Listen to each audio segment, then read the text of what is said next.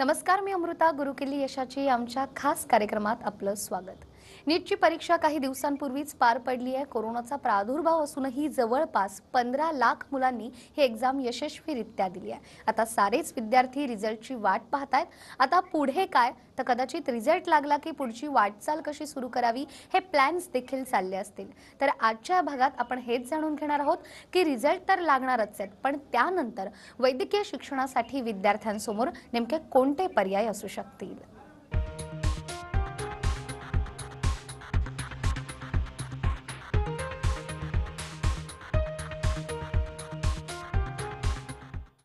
गुरुकिल्ली यशाची मध्ये आजचा आपला विषय आहे जॉर्जियामधील वैद्यकीय शिक्षण आणि संधी, आणि यावर मार्गदर्शन करण्यासाठी आपल्या सोबत आहेत विद्यार्थ्यांना वैद्यकीय शिक्षणासंदर्भात गायडन्स करणारे प्रज्वल जाधव सर. कार्यक्रमात तुमचं स्वागत करते.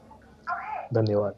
प्रज्वल सरांबद्दल सांगायचं झालं तर प्रज्वल सर एज्युकेशन ओव्हरसीजचे सिनियर ॲडवायझर आहेत. एज्युकेशन ओव्हरसीजच्या संस्था या मुंबई, पुणे, जळगावमध्ये देखील आहेत. गेल्या 6 वर्षापासून त्यांनी अनेक विद्यार्थ्यांना गायडन्स केलेलं आहे. त्याचबरोबर अनेक विद्यार्थी आज भारतामध्ये चांगल्या हॉस्पिटल्समध्ये देखील कार्यरत आहे. तर आज आपल्या चर्चेचा हाच विषय असणार आहे की भारतामध्ये आणि परदेशात कोणते मेडिकल कॉलेजेस किंवा युनिव्हर्सिटीज विद्यार्थ्यांनी निवडाव्यात. सर, नुकतीच नीटची परीक्षा पार पडलेली आहे. रिझल्टही काही दिवसांवरच आता येऊन ठेपलेले आहेत. तर वैद्यकीय क्षेत्रात विद्यार्थ्यांना भारतामध्ये MBBS आणि BDS करायचं असेल तर प्रवेश प्रक्रियेसाठी नेमक्या कुठल्या बाबी महत्त्वाच्या ठरणार आहेत? निश्चितच जसं तुम्ही म्हटलात की जी 13 सप्टेंबर 2020 रोजी नीटची परीक्षा पार पडली, साधारणपणे संपूर्ण भारतातून 15 लाखाहून अधिक विद्यार्थ्यांनी ही नीटची परीक्षा दिलेली आहे. तर जेव्हा तुम्ही विचारलं की महत्वाची बाबी काय असू शकतात जेव्हा एका विद्यार्थ्याला वैद्यकीय क्षेत्रामध्ये प्रवेश करायचा असतो, तर सर्वप्रथम मी सर्व विद्यार्थ्यांना सांगू इच्छितो, जर तुम्हाला वैद्यकीय क्षेत्रामध्ये म्हणजेच MBBS, BDS, आयुष कोर्सेस म्हणजेच आयुर्वेदा, युनानी, सिद्धा, होमिओपॅथी, BMS, BHMS हे असे कोर्सेस ज्याला आपण म्हणतो, या सर्व कोर्सेसमध्ये जर तुम्हाला प्रवेश मिळवायचा असेल तर नीट ही बंधनकारकच आहे. जर असं कोणी तुम्हाला म्हणत असेल की विदाऊट नीट ही तुमचा प्रवेश होऊ शकतो, तर असं नाही आहे, कारण की नीट ही बंधनकारकच आहे. त्याच्यानंतर सर्वात महत्वाची दुसरी बाब म्हणजे काउन्सिलिंग राउंड्स आणि कॅप राउंड्स. भारतामध्ये वैद्यकीय क्षेत्रामध्ये प्रवेश प्रक्रिया जी असते ती काउन्सिलिंग राउंड्स आणि कॅप राउंड थ्रूच होते.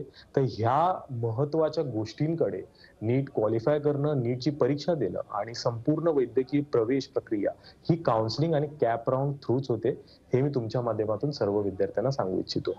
अगदीच. त्यामुळे ही परीक्षा देखील तितकीच महत्त्वाची आहे. मात्र ज्याचा आता तुम्ही उल्लेख केला कॅप राऊंड, तर हा देखील खूप महत्त्वाचा रोल यात प्ले करतोय. तर काही विद्यार्थी असेही असतील त्यांना ही प्रोसेस काहीशी गोंधळून टाकणारी असेल, तर मग अशा विद्यार्थ्यांना आपण कशा प्रकारे मदत करता? नक्कीच कॅप राउंड किंवा काउन्सिलिंग राउंड जेव्हा विद्यार्थी ऐकतात तर बऱ्याचशा वेळेला कन्फ्यूज होऊन जातात. तर सोप्या भाषेत सांगायचं झालं तर 2 प्रकारचे काउन्सिलिंग राउंड्स असतात भारतामध्ये. एक उदाहरण द्यायचं झालं, जर एक विद्यार्थी महाराष्ट्रामध्ये राहतो आणि महाराष्ट्राच्याच एका वैद्यकीय शाळेमध्ये, एका वैद्यकीय कॉलेजमध्ये त्याला जेव्हा प्रवेश मिळवायचा असतो, तेव्हा तो स्टेट काउन्सिलिंग राउंड्स थ्रू त्याचं ऍप्लिकेशन किंवा त्याचा फॉर्म भरतो. जर महाराष्ट्रातील विद्यार्थ्याला महाराष्ट्र बाहेर किंवा दुसऱ्या कुठल्या राज्यामध्ये जेव्हा ऍडमिशन हवं असतं, त्यावेळेला तो सेंट्रल काउन्सिलिंग राउंड ह्याच्या थ्रू ऍडमिशनची प्रोसेस पुढे नेतो. जर आता आपण स्टेट काउन्सिलिंग राउंड्स बद्दल बोलायचं झालं तर एक नवीन अपडेट आहे. उदाहरण द्यायचं झालं तर जेव्हा एका विदर्भातील विद्यार्थ्याला विदर्भाच्याच एका मेडिकल कॉलेजमध्ये ऍडमिशन हवं असेल, तेव्हा त्याला पूर्वी 70% प्राधान्य होतं, आणि जेव्हा विदर्भाच्या एका विद्यार्थ्याला मुंबईमध्ये प्रवेश हवा असेल एका मेडिकल कॉलेजमध्ये, तेव्हा तो 30% प्राधान्यमध्ये यायचा. म्हणजे यापूर्वी महाराष्ट्रामध्ये 70-30 हा सीटचा कोटा होता, पण या वर्षीपासून महाराष्ट्र गव्हर्नमेंटनी 70-30 कोटा हा काढून टाकलेला आहे. त्याच्यामुळे वन महाराष्ट्र वन मेरिट या बेसिसवरच महाराष्ट्रामध्ये मेडिकल क्षेत्रामध्ये ऍडमिशन होणार आहे. नक्कीच एक आनंदाची बातमी आहे ही महाराष्ट्रातील विद्यार्थ्यांसाठी. त्याच्यानंतर जर काउन्सिलिंग राउंड्स बद्दल बोलायचं झालं तर एक रूपरेषा सांगायची काउन्सिलिंग राउंडची, म्हणजे सुरुवातीला ऑनलाईन रजिस्ट्रेशन असतं, मग ते स्टेट काउन्सिलिंग असू दे किंवा सेंट्रल काउन्सिलिंग असू दे. त्याच्यानंतर फिजिकल डॉक्युमेंट व्हेरिफिकेशन होतं विद्यार्थ्यांचं. त्याच्यानंतर प्रेफरन्स किंवा चॉईस फिलिंग ज्याला आपण म्हणतो, म्हणजे तुमच्या आवडीचे जे कॉलेजेस आहेत किंवा तुमच्या स्कोर अनुसार तुम्हाला कॉलेजेसची प्रेफरन्स टाकावी लागते आणि त्याच्यानंतर first list, second list, mop up rounds असे बऱ्याचशा एमबीबीएसच्या लिस्ट निघतात. तर निश्चितच ही काउन्सिलिंगची किंवा ही ऍडमिशनची प्रोसेस आहे. पण मी हे तुमच्या आवर्जून सांगू इच्छितो की या काउन्सिलिंग प्रोसेसमध्ये जर तुम्हाला एक चांगलं कॉलेज हवं असेल किंवा सीट हवी असेल तर मेरिटमध्ये येणं हे अतिशय इम्पॉर्टंट असतं. तुम्ही मेरिटमध्ये असाल तर निश्चितच तुम्हाला एक चांगलं कॉलेज तुमच्या काउन्सिलिंग राऊंडमध्ये निश्चितच भेटेल. अगदीच. त्यामुळे या प्रवेश प्रक्रियेसाठी मेरिटही असणं तितकंच महत्त्वाचं आहे. मग जे विद्यार्थी पास झालेत किंवा क्वालिफाईड झालेत अशा विद्यार्थ्यांसाठी मग यानंतर नेमके कोणते पर्याय असू शकतात? निश्चितच अतिशय चांगला प्रश्न तुम्ही विचारलेला आहे. भारतामध्ये जर आपण पाहिलं तर साधारणपणे 80 ते 82 हजार एमबीबीएसच्या सीट्स अवेलेबल आहेत. त्यातील जर तुम्ही बघाल म्हणजेच 50% 40 ते 42 हजार हे गव्हर्नमेंट कॉलेजचे सीट्स असतात. प्रायव्हेट कॉलेजमध्ये सीट बघाल तर एक्सपेन्सिव्ह असल्यामुळे एक सर्वसाधारण परिवाराला, विद्यार्थ्याला ते अफोर्डेबल असं नसतं. तर निश्चित असे बरेचसे विद्यार्थी असतात जे मेरिटमध्ये नाही आले किंवा ते प्रायव्हेट कॉलेजमध्ये अफोर्ड नाही करू शकले. त्यांच्यासाठी एक अतिशय उत्तम पर्याय असू शकतो, तो म्हणजे परदेशी एमबीबीएस करण्याचा. निश्चितच जर आपण भारताचा आकडा पाहिला तर साधारणपणे 30 वर्षापासून भारतातून हजारोच्या संख्येने विद्यार्थी हे परदेशी एमबीबीएस करण्यासाठी जात आहेत. आता त्याचं कारण काय नक्की? तर अफोर्डेबल एज्युकेशन. बऱ्याचशा वेळेला मिसकन्सेप्शन असतं महाराष्ट्राच्या विद्यार्थी आणि त्यांच्या पालकांमध्ये की बाबा अब्रॉडमध्ये शिक्षण हे एक्सपेन्सिव्ह असतं. तर असं नाहीये. जर आपण टॉप एमबीबीएस डेस्टिनेशन्स पाहिलेत जसं रशिया, युक्रेन, जॉर्जिया, फिलिपिन्स इथे अतिशय अफोर्डेबल एज्युकेशन आहे. अतिशय अफोर्डेबल ट्युशन फीज म्हणजेच 2 ते 4 लाख वार्षिक ट्युशन फीज या खर्चामध्येही चांगल्या पद्धतीने एमबीबीएस होऊ शकतं आणि जे भारतीय विद्यार्थी तिकडे जातात, चांगल्या पद्धतीने शिकतात, अफोर्डेबल एज्युकेशन घेतात आणि भारतामध्ये येऊन चांगल्या हॉस्पिटल्समध्ये प्रॅक्टिस करत आहेत आणि निश्चितच हा अशा विद्यार्थ्यांसाठी जे मेरिटमध्ये नाही आले अतिशय चांगला पर्याय असू शकतो. अगदीच. आणि सर खरं तर अनेक विद्यार्थ्यांच्या मनात हा प्रश्न असू शकतो की आम्हाला परदेशात शिकायचं आहे, मात्र ते शिक्षण आम्हाला परवडणार आहे की नाही. आणि आता तर खरं तर टॅगलाईनच झाली आहे की स्टडी एमबीबीएस इन अब्रॉड. मात्र कोरोनाचा जर आपण प्रादुर्भाव पाहिला तर मग असे नेमके कोणते देश आहेत जे तुम्ही विद्यार्थ्यांना सजेस्ट कराल की त्या ठिकाणी जाऊन विद्यार्थी आपलं हे स्वप्न पूर्ण करू शकतील? निश्चितच आहे जसं मी टॉप लीडिंग डेस्टिनेशन सांगितले. Russia, Georgia, Ukraine, Philippines. तर आता तुम्ही जसा प्रश्न विचारला की कोरोनाच्या दृष्टिकोनाने सेफेस्ट कंट्री कुठली? तर जर आपण रशियाचे आकडे पाहिले तर साधारणपणे 10 लाखाहून अधिक कोरोना पेशंट्स आहेत. युक्रेन, फिलिपिन्सचे पाहिले तर साधारणपणे 2 ते 3 लाख कोरोना पेशंट्स आहेत. पण या सर्व कंट्रीजच्या कंपॅरिझन मध्ये जॉर्जिया एक अशी कंट्री येते जिथे फक्त आणि फक्त सुरुवातीपासून आतापर्यंत 3,000 ऍक्टिव्ह कोरोनाचे पेशंट्स आहेत. तर जर कोरोनाच्या दृष्टिकोनाने आपण पाहिलं तर Georgia is one of the safest option study destination MBBS साठी सध्या. आता ही झाली कोरोनाची सेफ्टी. तर आपण अदरवाईज सेफ्टी जरी बघितलं तर नंबिओ म्हणजेच NUMBEO ही एक सर्वे बॉडी आहे जिने 200हून अधिक देशांचा सेफ्टी सर्वे केला आणि त्यात असं दिसून आलं की जॉर्जिया युरोपमधली सर्वात सेफेस्ट कंट्री आहे आणि जगभरात 4थी सर्वात सेफेस्ट कंट्री आहे. जर आपण एमबीबीएसच्या सर्व डेस्टिनेशनचं कंपॅरिझन केलं तर त्यात आपल्याला असं दिसून येईल की जॉर्जिया कोरोनाच्या दृष्टिकोनाने ही नक्कीच एक सेफेस्ट डेस्टिनेशन आहे आणि अदरवाईज सेफ्टीच्या हिशोबाने ही अतिशय सेफ डेस्टिनेशन आहे. आणि मला असं वाटतं की 2020 मध्ये एक लीडिंग आणि सेफेस्ट एमबीबीएस डेस्टिनेशन म्हणून जॉर्जियाची विद्यार्थ्यांनी निवड करावी. अगदीच. आणि त्याचबरोबर आता विद्यार्थ्यांना युनिव्हर्सिटी देखील निवडायची असेल तर या संदर्भात विद्यार्थ्यांनी कोणकोणत्या गोष्टी लक्षात ठेवायला हव्यात आणि अशा विद्यार्थ्यांना तुम्ही काय मार्गदर्शन कराल? नक्कीच बरेचसे लीडिंग कंट्रीज आहेत, बरेचसे युनिव्हर्सिटीज आहेत आणि बऱ्याच वेळेला विद्यार्थी आणि पालक हे गोंधळून जातात की नक्की युनिव्हर्सिटी कशी निवडावी. तर जसं आपण लीडिंग डेस्टिनेशन आणि सेफेस्ट डेस्टिनेशन जॉर्जियाबद्दल बोललो तर जॉर्जियामध्ये बरेचसे वर्ल्ड रिनाउंड युनिव्हर्सिटीज आहेत. त्यातली एक युनिव्हर्सिटी म्हणजे कौकासूस इंटरनॅशनल युनिव्हर्सिटी. महाराष्ट्रातील बरेचसे विद्यार्थी या युनिव्हर्सिटीमध्ये शिकत आहेत आणि ही युनिव्हर्सिटी निवडताना काय काय बाबी विद्यार्थ्यांनी लक्षात घ्यावा ह्याच्याबद्दल जर बोलायचं झालं तर सर्वप्रथम अक्रेडिटेशन किंवा ज्याला आपण अप्रुव्हल्स असंही म्हणतो. तर कुठलीही युनिव्हर्सिटी निवडल्यानंतर ती युनिव्हर्सिटी MCI म्हणजे medical council of India approved आहे किंवा नाही हे बघणं गरजेचं असतं आणि हे विद्यार्थी www.mciindia.org या वेबसाईटवर जाऊन पाहू शकतात. तर कौकासस इंटरनॅशनल युनिव्हर्सिटी टिब्लिसी जॉर्जिया ही MCI अधिकृत आहे. त्यासोबतच जॉर्जियन एज्युकेशन मिनिस्ट्री अंतर्गत ही अधिकृत आहे. त्याच्यानंतर इंटरनॅशनल अक्रेडिटेशन्स म्हणजे असेही काही विद्यार्थी असतील ज्यांना पुढे जाऊन आंतरराष्ट्रीय दर्जाची PG परीक्षा द्यावी लागेल, म्हणजेच USMLE United States medical licensing exam. तर कौकासस इंटरनॅशनल युनिव्हर्सिटी ही USMLE अप्रूव्ड म्हणजेच ECFMG education commission foreign medical graduates या अक्रेडिटेशन्स ही भेटलेल्या आहेत. तर मी निश्चितच सांगू इच्छितो की जॉर्जियामधील कौकासस इंटरनॅशनल युनिव्हर्सिटी ही अधिकृत अक्रेडिटेशन्स प्राप्त मान्यता प्राप्त युनिव्हर्सिटी आहे आणि निश्चितच एक चांगला ऑप्शन असू शकतो महाराष्ट्राच्या विद्यार्थ्यांसाठी. अगदीच. आणि सर, जसं आपण आता म्हणालात की कौकासस इंटरनॅशनल युनिव्हर्सिटी तर आहेच, पण या संदर्भात आपल्या महाराष्ट्रीयन मुलांचा नेमका फीडबॅक कसा आहे? कारण अनेक विद्यार्थी महाराष्ट्रातून देखील याच युनिव्हर्सिटीला पसंती देत असतात. हो, नक्कीच. आपल्या महाराष्ट्रातून बरेचसे विद्यार्थी कौकासस इंटरनॅशनल युनिव्हर्सिटीमध्ये शिकत आहेत आणि अतिशय चांगला फीडबॅक आहे त्यांचा. तर आता या चांगल्या फीडबॅकचे बरेचसे कारणही आहेत. ते कारण बघायचे झाले म्हणजे सर्वप्रथम कौकासस इंटरनॅशनल युनिव्हर्सिटीमध्ये USMLE क्रॅक्ड फॅकल्टीज आहेत. म्हणजेच आंतरराष्ट्रीय दर्जाची PG परीक्षा स्टेप 1, स्टेप 2, स्टेप 3 ज्यांनी क्वालिफाय केली आहे, असे फॅकल्टीज, असे शिक्षक आपल्या भारतीय व महाराष्ट्रीयन विद्यार्थ्यांना तिथे शिकवत आहेत. तर नक्कीच त्यांचा चांगला क्लिनिकल एक्सपिरियन्स, एक वर्ल्ड वाईड एक्सपिरियन्स आपल्या महाराष्ट्राच्या विद्यार्थ्यांना कधीही चांगला एक एक्सपिरियन्स देतो आणि शिक्षणासाठी त्यांच्यासाठी अतिशय एक चांगली आणि महत्वाची बाब आहे. त्याच्यानंतर जर बोलायचं झालं तर जॉर्जियामध्ये निश्चितच जसं तुम्ही विचारलं की महाराष्ट्रीयन विद्यार्थ्यांचा फीडबॅक कसा आहे, तर नक्कीच आपल्या सर्व महाराष्ट्रीयन विद्यार्थ्यांचा फीडबॅक अतिशय चांगला आहे आणि त्याचं कारण म्हणजे कौकासस इंटरनॅशनल युनिव्हर्सिटीमध्ये जे फॅकल्टीज आहेत, जे शिक्षक आहेत, ते आंतरराष्ट्रीय दर्जाची PG परीक्षा म्हणजे USMLE step 1, step 2, step 3 qualified असे शिक्षक आहेत. त्याच्यामुळे एक अतिशय चांगला क्लिनिकल एक्सपिरियन्सनी ते शिक्षक आपल्या विद्यार्थ्यांना शिकवतात आणि त्याचा लाभ नक्कीच आपल्या महाराष्ट्राच्या विद्यार्थ्यांना होतो. त्याच्यानंतर जॉर्जियामध्ये ECTS म्हणजेच युरोपियन क्रेडिट ट्रान्सफर सिस्टम ही शिक्षण पद्धती आहे. त्याच्यामुळे जी तुम्हाला डिग्री भेटते ती जॉर्जियामध्ये, युरोपमध्ये, US, UK आणि भारतात ही व्हॅलिड असतात. त्याच्यामुळे तुमच्याकडे विद्यार्थ्यांकडे एक ओपन डोअर ऑफ ऑपॉर्च्युनिटी असते संपूर्ण जगभरात त्यांच्या मेडिकल डिग्री सोबत प्रॅक्टिस करण्याची. तर निश्चितच जसं तुम्ही म्हणालात की महाराष्ट्रातील विद्यार्थी, तर कौकासस इंटरनॅशनल युनिव्हर्सिटीमध्ये मुंबई, पुणे, नाशिक, औरंगाबाद ते अगदी विदर्भ, नागपूर, चंद्रपूर, साऊथ महाराष्ट्रामध्ये सोलापूर, कोल्हापूर, सांगली, सातारा, चाळीसगाव, अमरावती अशा ठिकाणाहूनही विद्यार्थी तिकडे शिकत आहे आणि अतिशय आनंदाने ते आपल्या MBBSचं शिक्षण पूर्ण करत आहेत.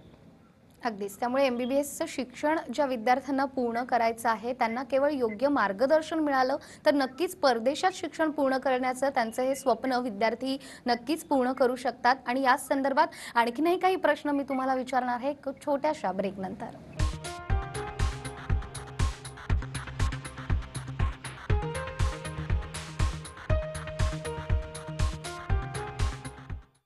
ब्रेकनंतर पुन्हा एकदा गुरुकिल्ली यशाची मध्ये आपलं स्वागत. आज आपण जॉर्जियामधील वैद्यकीय शिक्षण आणि संधी याविषयी मार्गदर्शन घेत आहोत प्रज्वल जाधव सर यांच्याकडून.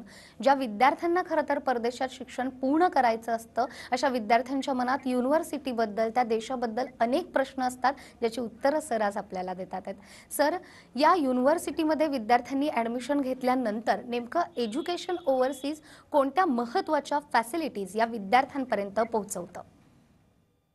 नक्कीच जेव्हा एक युनिव्हर्सिटीचं निवड विद्यार्थी करतात, तर त्या युनिव्हर्सिटीमध्ये असणाऱ्या फॅसिलिटीज हे अतिशय महत्त्वाचे असतात आणि एज्युकेशन ओव्हरसीज मार्फत आम्ही अशा बऱ्याचशा फॅसिलिटीज प्रोव्हाइड करतो. त्याच्यामध्ये 2 मुख्य फॅसिलिटीज म्हणजे सर्वप्रथम अकॅडमिक फॅसिलिटीज. तर विद्यार्थ्यांना माहिती असेल की जेव्हा तुम्ही MBBSचं शिक्षण करता, मग ते भारतात असो किंवा परदेशात असो, MBBSचं शिक्षण कंप्लीट झाल्यानंतर एक NEXT म्हणजेच नॅशनल एक्झिट टेस्ट नावाची एक्झाम विद्यार्थ्यांना द्यावी लागते. त्याचसाठी आम्ही सर्वप्रथम पहिल्या वर्षीपासूनच कौकासस इंटरनॅशनल युनिव्हर्सिटीमध्ये NEXTची कोचिंग ही राबवतो. त्याच्यानंतर जसं मी पहिलेही सांगितलं की आंतरराष्ट्रीय दर्जाची PG परीक्षा म्हणजेच USMLE United States medical licensing exam ही जर परीक्षा देण्यासाठी काही विद्यार्थी इच्छुक असतील तर अशा विद्यार्थ्यांसाठी पहिल्या वर्षीपासून USMLE कोचिंग ही आम्ही प्रोव्हाइड करतो. आणि या दोन्ही कोचिंग फॅसिलिटीजचं वैशिष्ट्य म्हणजे हे दोन्ही कोचिंग म्हणजे NEXT कोचिंग आणि USMLE कोचिंग ही संपूर्णपणे मोफत आहे आणि एज्युकेशन ओव्हरसीज मार्फत दिली जाते. त्याच्यानंतर दुसरी सर्वात महत्वाची फॅसिलिटी म्हणजे हॉस्टेल आणि मेस फॅसिलिटी. एक विद्यार्थी त्याच्या आयुष्याचं 5 ते 6 वर्ष एका परदेशी किंवा एका अननोन कंट्रीमध्ये घालवणार असतो. तर निश्चितच एज्युकेशन ओव्हरसीज मार्फत आम्ही हे मेक शुअर करतो, की हॉस्टेल फॅसिलिटी आणि मेस फॅसिलिटी ही प्रीमियम असावी. आमचे जे हॉस्टेल्स आहेत ते clean, comfortable, heater, cooler facility, high speed internet facility असे बरेचसे फॅसिलिटीज आपण आपल्या हॉस्टेलमध्ये प्रोव्हाइड करतो. त्याच्यानंतर जर मेसचं बोलायचं झालं तर आपल्या हॉस्टेलमध्येच मेस फॅसिलिटी ही प्रोव्हाइडेड असते, जिथे महाराष्ट्रीयन पद्धतीचं 3 टाइम जेवण म्हणजेच सकाळी लाईट ब्रेकफास्ट, लंच आणि डिनर असे आपण 3 मील्स प्रोव्हाइड करतो. त्याच्यामुळे हॉस्टेल, मेस किंवा अकॅडमिक असे काहीही दुविधा विद्यार्थ्यांना नसली, तर त्यांचं जे फोकस असतं MBBS मध्ये अभ्यास करण्यामध्ये ते अतिशय जास्त वाढतं आणि निश्चितच असे काही प्रॉब्लेम्स नसले, काही असले तर एज्युकेशन ओव्हरसीज कधीही विद्यार्थ्यांच्या मदतीला असते. आम्ही जॉर्जियामध्ये असतो, आपली टीम जॉर्जियामध्ये असते, युनिव्हर्सिटीमध्ये असते आणि विद्यार्थ्यांना सर्व प्रकारे मदतही करत असते. अगदीच. आणि खरं तर पालकांच्या मनामध्ये जे प्रश्न असतात, की विद्यार्थी परदेशात गेल्यानंतर त्यांची सोय कशी होते, मेस आणि हॉस्टेल कसं असणार आहे, तर या संदर्भात खरं तर तुम्ही जे उत्तर दिलेलं आहे, अनेक पालकांची आणि विद्यार्थ्यांची काळजी कुठेतरी नक्कीच कमी झाली असणार आहे. मात्र सर, कोरोनाच्या या प्रादुर्भावामुळे फ्लाईट सध्या बंद आहेत, तर मग एज्युकेशन ओव्हरसीजनं विद्यार्थ्यांसाठी काही महत्त्वाच्या तरतुदी केलेल्या आहेत का? निश्चितच अतिशय महत्त्वाचा प्रश्न तुम्ही विचारलेला आहे, की आता फ्लाइट्स बंद असताना कसे ट्रॅव्हल करतील? तर मी सांगू इच्छितो, की 1 ऑक्टोबर पासून जॉर्जियाची जी व्हिसा डिपार्टमेंट्स आहेत, व्हिसा ऑफिसेस आहेत आणि एम्बसी आहे, ही सुरू झालेली आहे आणि आपण व्हिसा ॲप्लिकेशन्स ही प्रोसेस करत आहोत. त्याच्यानंतर ट्रॅव्हल कसे करतील?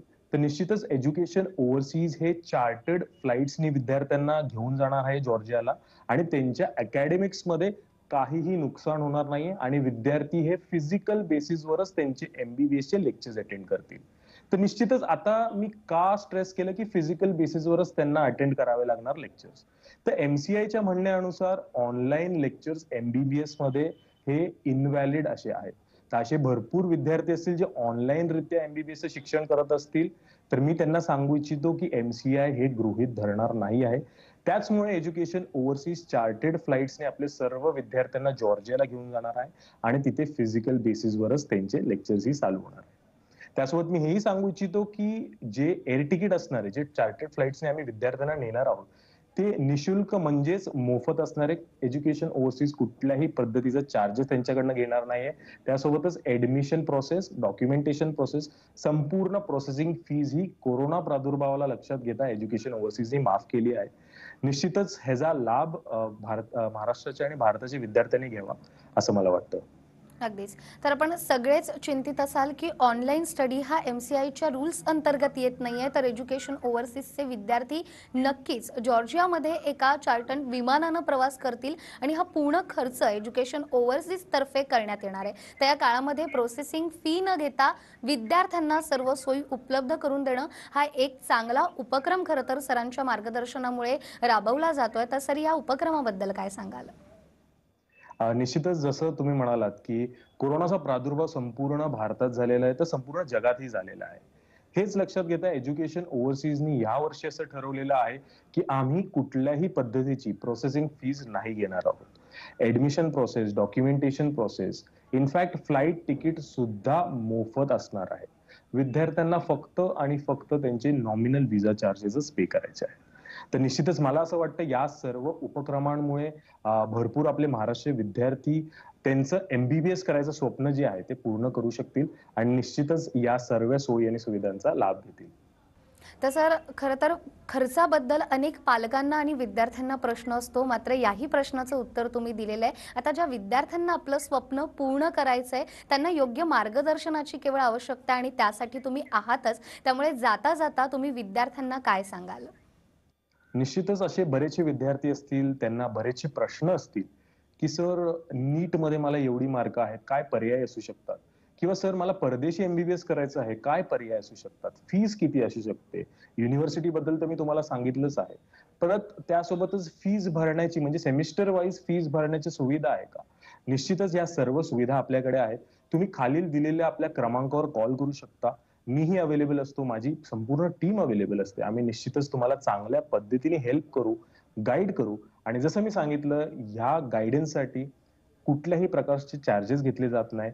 मोफत काउन्सिलिंग सेशन असतात. त्यासोबतच मोफत व्हिडिओ काउन्सिलिंग सेशन्सही आपण अवेलेबल करून दिले आहेत. तर निश्चितच तुम्ही खालील दिलेल्या नंबरवर कॉल करू शकता आणि माझ्याशी वन टू वन बेसिसवर माहितीही घेऊ शकता. अगदीच. तर जे प्रेक्षक आत्ता आपल्याला पाहतात आहे आणि ज्या विद्यार्थ्यांचं स्वप्न आहे की जॉर्जियामध्ये वैद्यकीय शिक्षण आणि संधी या कशा प्रकारे आम्हाला उपलब्ध होऊ शकतात, तर या संदर्भात सरांनी मार्गदर्शन केलेलं आहे. स्क्रीनवर सरांचे नंबर देखील आहेत. त्यामुळे तुमच्या मनातील ज्या शंका आहेत आणि जे प्रश्न आहेत, त्या प्रश्नांची उत्तरं नक्कीच तुम्ही सरांकडून मिळवू शकतात. सर, त्याचबरोबर अनेक विद्यार्थ्यांचं हे स्वप्न असतं, मात्र त्या स्वप्नपूर्तीकडे वळताना कुठेतरी मनात प्रश्न असतात, भीती असते आणि ही भीती खरं तर आजच्या कार्यक्रमाच्या माध्यमातून तुम्ही नक्कीच दूर करण्याचा प्रयत्न देखील केलेला आहे. त्यामुळे आपले देखील खूप खूप आभार. धन्यवाद. त्याचबरोबर गुरुकिल्ली यशाची या कार्यक्रमामध्ये वेळ झाली आहे इथेच थांबण्याची. पुन्हा भेटूया एका नव्या विषयासह. तोपर्यंत नमस्कार.